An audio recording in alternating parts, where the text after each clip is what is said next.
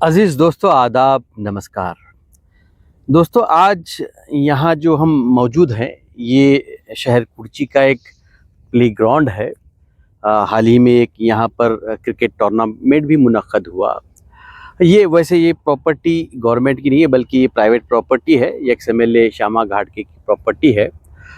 इससे पहले तकरीबन 2 माह पहले एक और ग्राउंड में बच्चे क्रिकेट खेला करते थे, वो पुलिस स्टेशन के एग्जैक्ट अपोजिट में। अब वो ज़मीन पर कुछ 2 फरीक़ैन के दरमियान डिस्प्यूट चल रहा है, जिसकी वजह से वहाँ पर नागर मारा गया और बच्चों के लिए मुश्किल था कि कहीं ग्राउंड मिले उनको खेलने के लिए।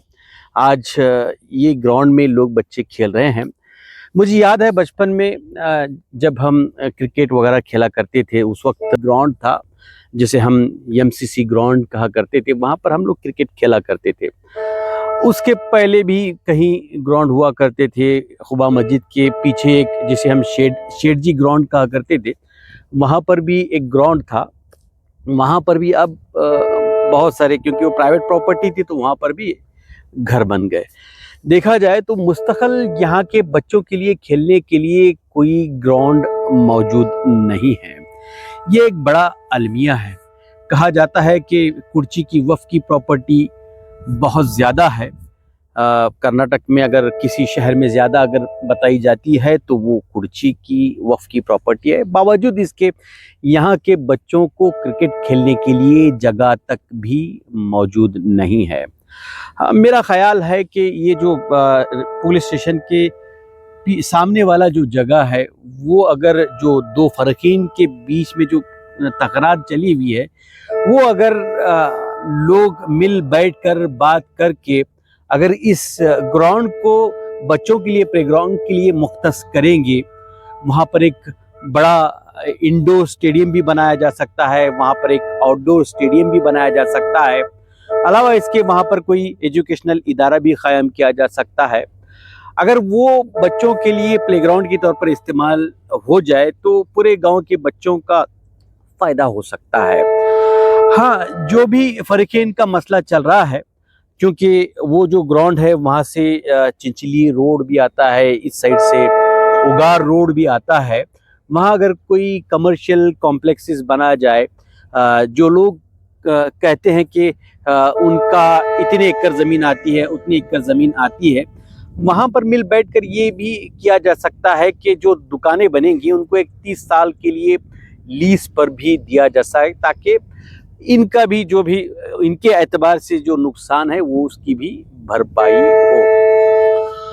कुछ एक लोगों का कहना है कि किसी को 5 एकड़ ज़मीन मिल रही है, किसी को 20 एकड़ मिल रही है, कुछ एक पॉलिटिशियन उसमें फ़ायदा हासिल कर रहे हैं, कुछ एक लोगों को 1 गुंठा ज़मीन मिल रही है, किसी को 5 गुंठा ज़मीन मिल रही है। मेरा इन तमाम लोगों से गुजारिश ये है कि अगर गांव की भलाई के लिए, कुर्ची की वेलफेयर के लिए अगर ये मसला आपस में बैठकर सॉल्व किया जाए तो आने वाली जनरेशन आपको याद रखेगी। देखिए, आपको अगर ऐसा लगता है कि मेरे इतने एकड़ चले जाएंगे, उतने एकड़ चले जाएंगे, मैं आपको एक मिसाल देना चाहता हूँ कि आपका इसमें नुकसान नहीं होगा, बल्कि अल्लाह ताला आपको फ़ायदा ही पहुँचाएगा। मिसाल के तौर पर आपको याद होगा कि मरहूम सुल्तान पाशा रोहिले ने और उनकी फ़ैमिली ने गालिबन तकरीबन 153 एकड़ ज़मीन जो वफ़ की थी, वो वफ़ को वापस कर दी। जहाँ तक मेरा मुशाहिदा है, जहाँ तक मैंने देखा है कि उस वक्त जो फाइनेंशियल हालत उनकी थी, उन फैमिली की थी, आज देखा जाए तो कई गुना ज़्यादा अल्लाह ताला ने उन्हें दौलत से नवाजा है। आज जो लोग समझ रहे हैं कि मेरा इतना नुकसान होगा, हालांकि ये जो ज़मीन है किसी की कमाई हुई ज़मीन नहीं है, बल्कि इनके बुज़ुर्गों की दी हुई ज़मीन है। इसमें हर कोई ये कहता है कि मेरे ख़ानदान की इतनी आती है, मेरी इतनी आती है, लेकिन ये ज़मीन किसी की कमाई हुई नहीं है। इसमें थोड़ा आप जो है कुर्बानी दे दें सब्र के साथ, यकीनी तौर पर अल्लाह ताला आपको इसका बेहतरीन अजर देगा। ये जो ज़मीन है वो बच्चों के लिए खेलने के लिए बेहतरीन हो सकती है। वहाँ पर एक आउटडोर स्टेडियम भी बनाया जा सकता है, इंडोर स्टेडियम बनाया जा सकता है, मेडिकल कॉलेज اگر چاہیں تو وہاں پر لڑکیوں کے لیے ایک بہترین کھولی جا سکتی ہے، بہت کچھ کیا جا سکتا ہے۔ اگر یہ ہوتا ہے تو یقینی طور پر کرچی کا روزگار بڑھے گا، لوگ یہاں پر آئیں گے، کرچی کی اکنامی بڑھے گی۔ یہ اگر مل بیٹھ کے، ابھی سننے میں آ رہا ہے کہ ابھی وہاں پر سٹے لگا ہوا ہے، اگر مل بیٹھ کر کرچی کی ویلفیئر کے لیے کچھ سوچا جائے تو یہ بہترین اقدام ہو سکتا ہے۔ آپ نے مجھے سنا، بہت بہت شکریہ۔ آداب، نمسکار۔